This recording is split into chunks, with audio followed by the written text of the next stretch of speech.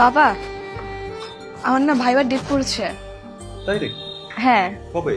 17 তারিখে। 17 তারিখ? 17 তারিখ? হ্যাঁ 17 তারিখ না তোর বিয়ে, তুই কিভাবে পরীক্ষা দিবি? চা।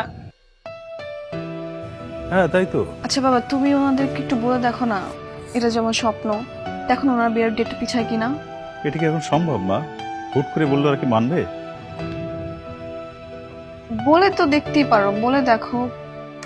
কেল্লা, আপনি একটু কল করেন না, আপনি বলবেন যে এটা আপনার মেয়ের স্বপ্ন, প্রয়োজনে ওরা বিয়ের ডেট 1 মাস পিছানো। সত্যি?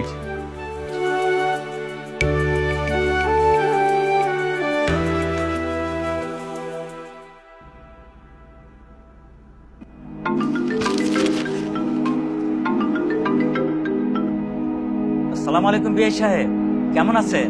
ওয়ালাইকুম সালাম। আলহামদুলিল্লাহ ভালো আছি। এই সামান্য একটা প্রবলেমে পড়ে আপনাকে কল দেওয়া। কি সমস্যা বিআই সাহেব? না, আমাদের মিথিলার অনেক দিনের শখ সে পাইলট হবে, এবং সেজন্যই মানে বারে বারে পড়াশোনা করে এয়ারফোর্সে চান্স পাওয়ার চেষ্টা করে যাচ্ছে। ও কি চাকরি করবে নাকি? সেরকম করে ইচ্ছা।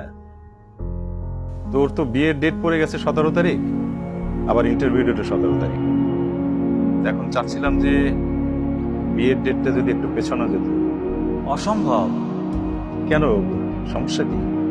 বিআই সাহেব, প্রথমত আমি আমার বৌমাকে চাকরি করতে দেব না, দ্বিতীয়ত এই বিয়ের দিন তারিখ কোনো ক্রমেই পিছানো সম্ভব নয়। আচ্ছা ঠিক আছে, তাহলে আর কি করার? বিআই সাহেব, বৌমাকে একটু বুঝিয়ে বলো। আচ্ছা ঠিক আছে, রাখি।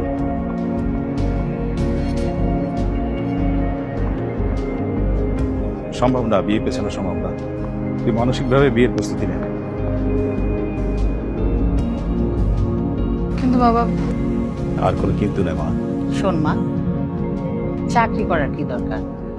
আল্লাহ রহমতে ওদের বাড়ি গাড়ি টাকা পয়সা কোনো কিছু তো অভাব নেই, মন খারাপ করিস না।